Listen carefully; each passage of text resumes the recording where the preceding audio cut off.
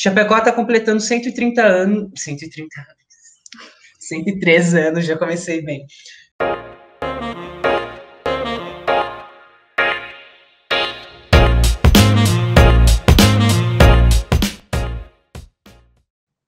Tá. Chapecó está completando 103 anos de município, mas existe uma história muito longa, de muitos e muitos anos antes desses 103 anos. São essas histórias que nos fazem entender o porquê das coisas serem como são hoje, além de nos contextualizar e abrir os olhos para que possamos tomar consciência sobre questões culturais da nossa região e tempo. Hoje, o Assim Desse Jeito Desconectado recebe a historiadora Letícia Verson, para falar um pouco sobre o seu livro Colonização Militar no Oeste Catarinense, José Bernardino Bormann e a Colônia Militar do Chapecó. Tá certo? Falei o nome certo? É Venson, mas não tem problema, que todo mundo erra. Para começar, eu queria te perguntar, quando você decidiu pesquisar sobre a colônia do Chapecó, colônia militar do Chapecó, que é do Rio Chapecó, com X, e não do município de Chapecó, com CH, ou então, quem ou o que te levou? Porque esse livro é um resultado do TCC, né, da graduação. Como que você chegou nesse tema? Então, a história é um pouquinho longa e começa bem em 2015, na verdade. Eu tinha um professor de teoria da história, estava no terceiro semestre do curso, e ele pediu para que a gente fizesse uma apresentação com fontes primárias. Era só apresentação sem texto. E eu trabalhava numa sorveteria na época, e a sogra do meu patrão disse que existia um tal de Dr. Camargo, que tinha sido convocado para a Segunda Guerra Mundial, para ser médico. Aí eu fiquei louca, né? Eu quero pesquisar esse cara. O meu trabalho vai ser sobre esse cara. Aí eu conversei com o professor Matheus e ele falou, vai no Sion, você tem alguma coisa que tá no Sion. Cheguei no Sion, conversei com o André, ele me passou toda a documentação que ele tinha lá, que ele achava que poderia ter algo sobre esse tal de Dr. Camargo, e no fim eu não encontrei nada, assim, saí de lá bem decepcionada. Só que como eu aprendi nos primeiros semestres, inclusive com o professor Ricardo, para a gente fotografar tudo, e depois em casa olhar com mais calma, porque às vezes ali na pressa do momento a gente acaba perdendo alguma coisa. Então, em casa, decepcionada, eu salvo as fotos no meu computador e encontro um artigo de 15, 16 linhas, mais ou menos, sobre a colônia militar do Chapecó. E aí eu fico surpreendida, porque na minha época, né, no meu período de graduação, eu não sabia da existência de uma colônia militar. Eu nunca tinha ouvido falar nada sobre uma colônia militar do Chapecó. Aí eu joguei no Google e achei uma monografia de direito da Franciele Scapinello, que é ali da UNO Chapecó, que ela fala sobre a questão das terras devolutas da ex-colônia militar do Chapecó. Joguei no Google, não achei mais nada, só o TCC dela, pensei, bom, vou fazer sobre isso, né? Ela tem um olhar jurídico, eu vou colocar o olhar da historiadora aí. Só que o problema era, e as fontes? Né? Fui no Sion, algumas coisas eles tinham no Sion, mas não eram suficiente para dar, para o trabalho da disciplina, sim, mas para dar uma continuidade não foi suficiente. E eu sou uma pessoa muito, não sei se é ativa, que se diz, eu vou lá e pergunto, né? Vou lá e peço, eu não tenho muita vergonha, né? Se eu sei que a pessoa tem algo que eu preciso, eu vou lá, mando mensagem e pergunto. Você é bem jornalista. É que eu fui radialista antes, né? Eu fiquei 2 anos de radialista. Aí eu sou bem assim, né? Olha, a pessoa tem o máximo que vai dizer é não, né? Então eu vou tentar. E nisso eu vi que um professor da UFFS, do campus Realeza, o professor Antônio Marcos Minsky, que foi meu orientador do mestrado, eu vi que ele pesquisava a colônia militar do Foz do Iguaçu. Então eu mandei um e-mail para ele, e ele me mandou todas as fontes que ele tinha, que eram os relatórios do Ministério da Guerra, os relatórios do Ministério da Província do Paraná, e ainda me falou, no arquivo do Exército no Rio de Janeiro tem mais fontes, se tu quiser, vai para lá e busca. Mas para um TCC, o que ele me passou foi o suficiente. Eu estava vendo que você deu uma entrevista para o Paulinho, você comentou que tinha pouco conteúdo sobre a colônia militar e tal. Foi difícil fazer uma pesquisa sobre algo que não era tão que não é tão pesquisado? Foi difícil porque eu não tinha historiadores, escritores, no caso, que embasassem o que eu estava dizendo. Eu estava dizendo eu por mim mesma, através das fontes, por meio das fontes. Então, eu tive que fazer uma análise primária. Porque muitas vezes se fazem uma revisão de literatura nos TCCs, que é o mais normal que fazem, né? Mas no meu caso não tinha como fazer uma revisão de literatura. Porque, claro, eu tenho alguns pesquisadores como o Walter Piazza que falam da colônia, mas, tipo, é uma página, 2 páginas, não é algo muito aprofundado, né? E, inclusive, um trabalho um pouquinho mais completo, e mesmo assim não é completo, é do Leônidas Boltin, só que não tinha disponibilizado online, porque é um artigo que ele publicou uns 30, 40 anos atrás. Eu tive que ir para Florianópolis para conseguir pegar esse documentação lá, porque como ele defendeu lá, estava lá, e tirar foto e digitalizar para eu conseguir ter acesso a essa documentação. Então, foi desafiador, assim, escrever sobre a colônia militar. Mas, bem, eu fiquei muito feliz, porque agora eu estou colhendo todos os frutos que eu plantei lá no TCC. Inclusive, muitos professores diziam que eu não ia conseguir escrever um TCC sobre, porque falavam que não tinha nada sobre, que não tinha documentação. Mas eu fui procurando e fui achando. Isso é uma das coisas que o meu orientador do mestrado, ele brinca comigo, porque se ele não acha alguma coisa, ele manda para mim, porque eu acho. Porque eu vou procurando e eu acho. Mas é difícil ser a pioneira em qualquer coisa. Em pesquisa deve ser muito mais, porque a pesquisa parece que ela depende de outra pesquisa que teve outra, e fazer esse processo de achar é bem complicado. Ter que ir até a Floripa, tudo isso. A minha próxima pergunta. Ali foi perto, eu fui para o Rio de Janeiro também buscar as minhas fontes. Foi para o Rio também. Sim, fiquei uma semana lá no Rio de Janeiro, no Arquivo do Exército. Aí que eu vi que, na verdade, por eu ser jovem, mulher e pesquisar militares, eu sofri um pouquinho de preconceito, né, dos próprios militares e das próprias pessoas da academia que pesquisam militares.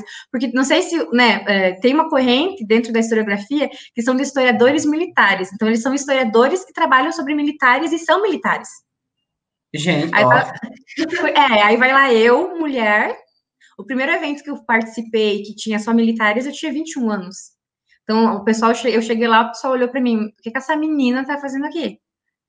Porque eu estava lá, né? Eu sofri muito preconceito com isso. Se bem que no arquivo do Exército, alguns militares me trataram super bem, porque eu estava pesquisando militar, né? Mas outros já me olhavam com ressalvas, né? Então, teve essa dificuldade também. A minha terceira pergunta, eu quero que você contextualize um pouco, assim, o que você aprendeu sobre o Marechal Bormann, porque aqui em Chapecó a gente tem bairro, tem várias coisas com nome, mas a gente sabe tão pouco, tão pouco.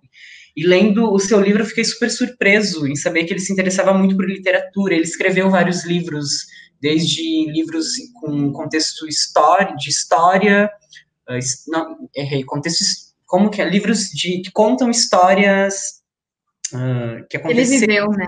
Isso, não ficcionais, me perdi, mas é isso. E até romances, e ele era interessado por música também, isso me chamou muito a atenção. Então, quero saber um pouco quem foi ele, quem ele era, o que comia, o que bebia. Com o Bormann, assim, eu me surpreendi de uma forma bem positiva, porque eu tinha um pouquinho de medo com relação aos militares, porque eu tenho uma figura militar, assim, na minha cabeça, bem caricata. Eu acho que o que a maioria das pessoas tem, né? E era um pouquinho do meu medo em analisar o Bormann justamente por isso.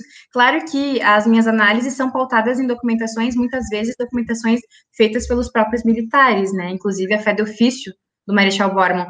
Tanto que falar sobre a vida pessoal dele, fora o Bormann como pessoa e não como militar, é meio complicado, porque não há documentação que fale sobre isso.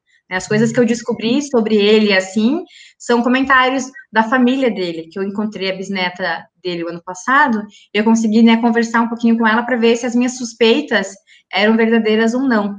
Mas o Bormann, ele foi um escritor, né, como você bem disse, ele escreveu livros de história, inclusive da própria Guerra do Paraguai, ele era veterano da Guerra do Paraguai, ele recebeu até uma homenagem do Dom Pedro II, porque ele foi enfermeiro durante a Guerra do Paraguai, durante a cólera, né, teve cólera, e não tinha enfermeiros o suficiente, e ele foi lá cuidar do pessoal lá.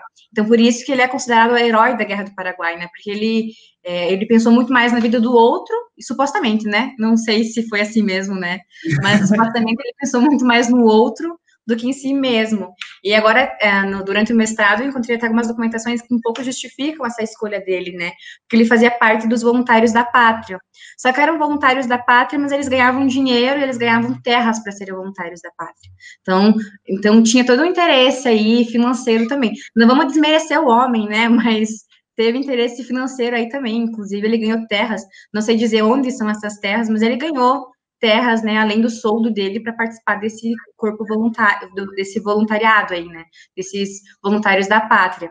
Então, ele escreveu vários livros, romances também, algumas peças de teatro, inclusive, durante a direção dele na colônia militar, ele criou um teatro e uma escola de música dentro da colônia militar. Eles ensinavam algumas peças com o pessoal da escola, que eles tinham uma escola, uma noturna e uma matutina, que tinham uns 20, 30 alunos, que eram as crianças, mas também os caboclos, enfim, o pessoal que se interessasse por aprender. Então, eles tinham essa banda musical que faziam todos os festejos, como que eu posso dizer, os festejos militares, né? Não sei se é essa palavra que diz, mas tem todos festas.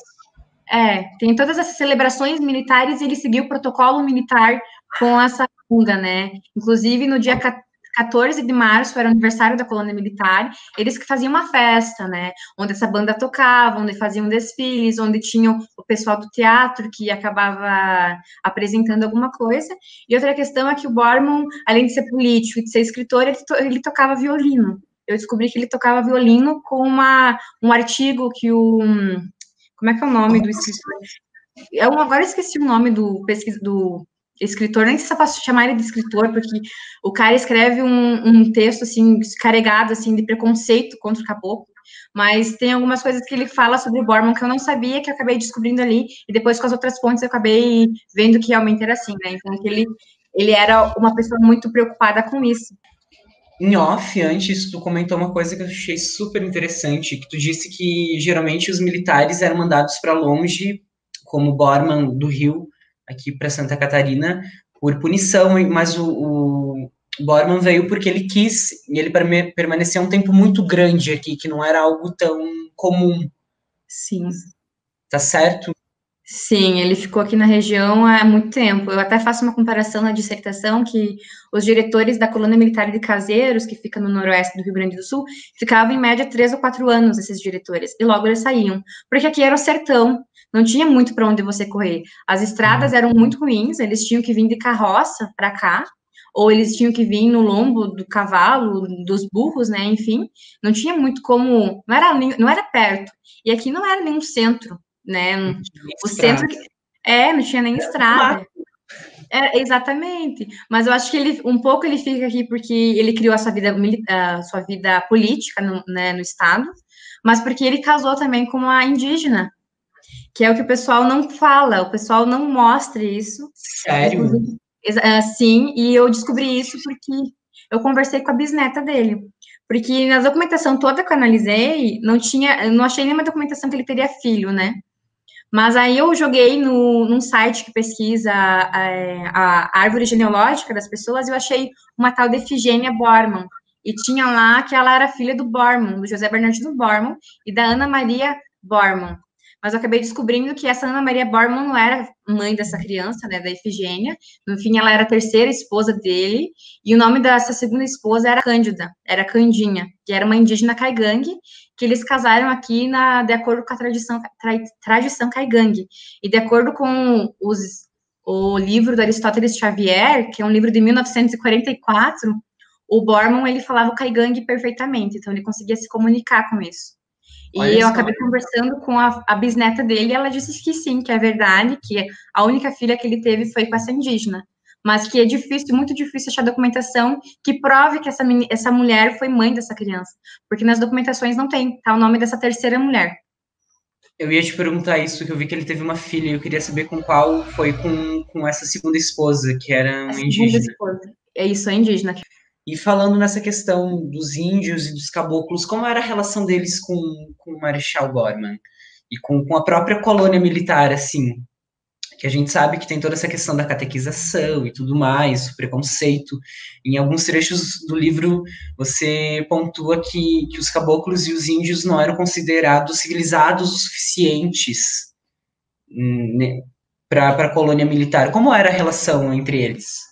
É que, na verdade, esse pensamento que se tinha era algo muito comum no século XIX e, infelizmente, no século XX, e eu acredito que até hoje algumas pessoas, infelizmente, têm esse tipo de pensamento, que é um pensamento que eu acho muito passado já, né? Se é para falar de pensamento passado, esse é um pensamento que, né, não necessitamos mais, né? Mas, infelizmente, tem aí. E no século XIX era algo muito comum. Eles viam os indígenas e os caboclos como preguiçosos, tinham uma visão totalmente pejorativa dos caboclos e dos indígenas, porque o indígena e o caboclo ele tem um estilo de vida totalmente diferente. A vida dele não é movida para o capital, para geração de lucro, para produção.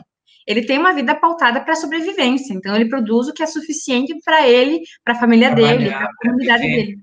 Exatamente, trabalha para viver, não vive para trabalhar, como é hoje, né? Então, você tinha esse preconceito muito forte, inclusive baseado em alguns cientistas do século XX, que é um absurdo, assim, teve pessoas que escreviam sobre isso, inclusive o cara que eu estava comentando antes é o Breves, Wenceslaus Breves, eu achei um artigo dele que foi publicado pelo Instituto Histórico, se eu não me engano, e está disponível no Sion, onde ele fala o Chapecó que eu conheci, que ele está narrando o Chapecó de 1922, quando ele esteve aqui, e tem uma visão, assim, totalmente negativa dos caboclos, né? Ah, que os caboclos são preguiçosos, porque os caboclos são isso, porque os indígenas são aquilo, e realmente não é bem assim, né?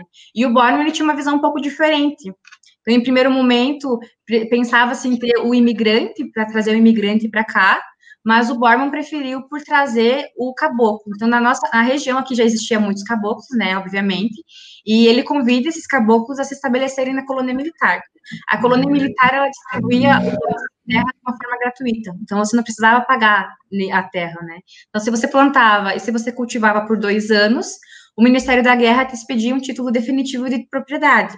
Só que na teoria é muito lindo, maravilhoso, mas na prática não foi bem assim. Então, inclusive, eu estou pesquisando isso agora no doutorado, porque não foi expedidos muitos títulos definitivos. Apesar do pessoal ter cumprido bem certinho, que eles tinham um contrato, que tinha cerca de 10 ou 12 artigos, e eles tinham que cumprir bem certinho todo esse contrato para ter o direito a essa terra.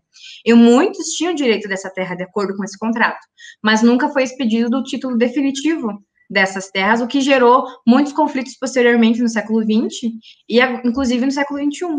Essas terras ainda não foram legalizadas. Muitas pessoas que vivem nessas terras, que eram da colônia militar de Chapecó, ainda estão tentando legitimar esse território, porque no período, teoricamente, era para ter sido legitimado e não foi legitimado. Né? A colônia militar, ela se encerrou em 1908, mas os problemas são bem posteriores, né? Ela trouxe várias consequências que estão aí ainda no século XXI, que são coisas que eu achei que não ia encontrar, porque eu trabalho com o século XIX, eu nunca achei que ia encontrar algum desdobramento agora no século XXI, em 2016.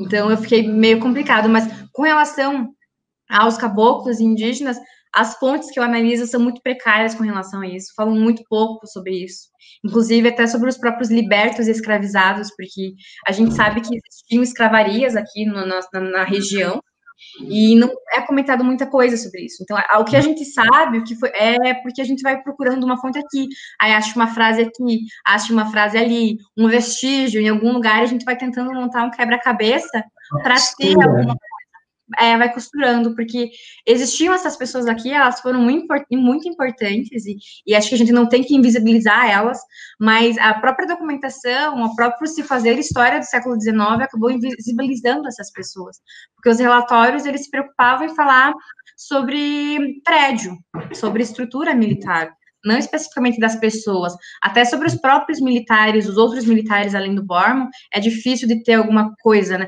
Tem, né? Mas é difícil também. Então, aí eu vou procurar na hemeroteca digital, eu jogo lá a colônia militar do Chapecó, e vou catando, assim, cada trechinho que fala sobre a colônia. Aí lá encontro o nome de algum fulano aqui, um fulano lá, aí assim eu vou conseguindo, né, trazer um pouquinho para dentro dos meus trabalhos o caboclo e o indígena. Mas o Borman, ele foi responsável, ele, teoricamente, seria responsável por criar um aldeamento indígena grande, porque tinha 3 aldeias menores na região, que agora de cabeça não vou saber dizer o nome, e ele tinha que aldear todos num grande aldeamento, mas isso de fato não aconteceu.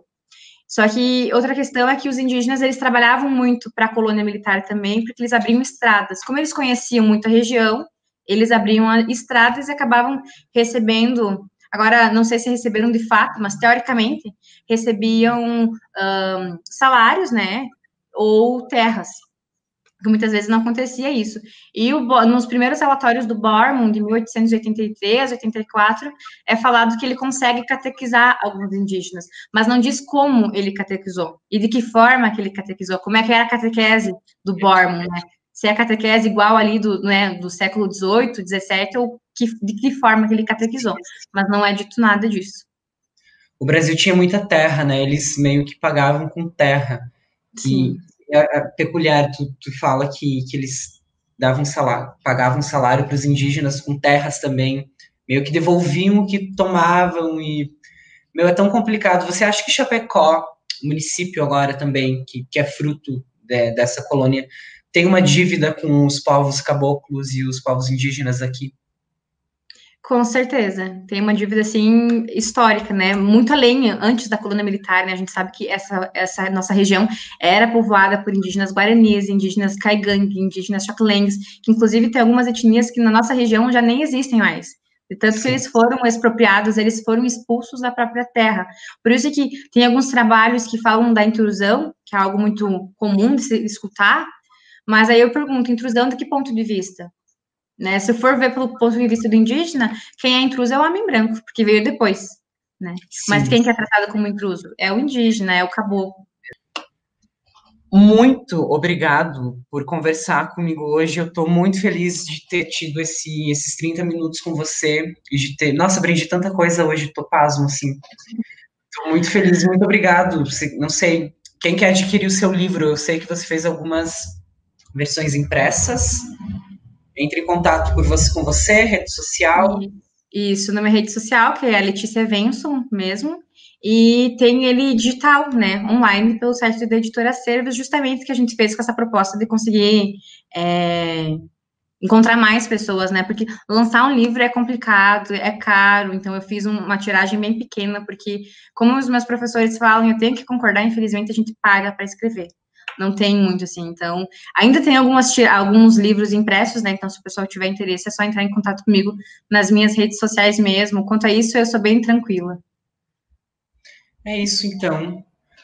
Muito obrigado pelo seu tempo, por compartilhar essa pesquisa tão longa, de tantos anos, de tanto empenho, por alguns minutos, né, e quem quiser aprofundar mais, gente, leia um livro. Eu vou continuar, eu vou recomeçar, que eu tive que ler vários trechos para fazer a entrevista, e eu quero ler ele todo, porque é importante saber da nossa história, para abrir os olhos, mente e tomar consciência sobre por que algumas coisas acontecem. Se você não olha para o passado, você não entende o presente e não consegue construir um bom futuro. Então, muito obrigado por fazer esse trabalho, é fundamental. Obrigada pela oportunidade de estar aqui conversando e falando um pouquinho mais da minha pesquisa, porque eu sempre me senti um pouco deslocada nas minhas pesquisas, porque os meus colegas pesquisam coisas que parecem tão animadoras, assim, né? E as minhas pesquisas são tão chatas, né? Que falavam que as minhas pesquisas eram tão chatas, e eu fico feliz que agora eu tenha espaço para falar delas, né? Não, de maneira alguma chata, não. São necessárias, a gente precisa muito desse tipo de pesquisa. Letícia, fica bem. Bom feriado, né? Final de semana, gente, que dia estranho. Fica bem, eu vou parar de gravar aqui.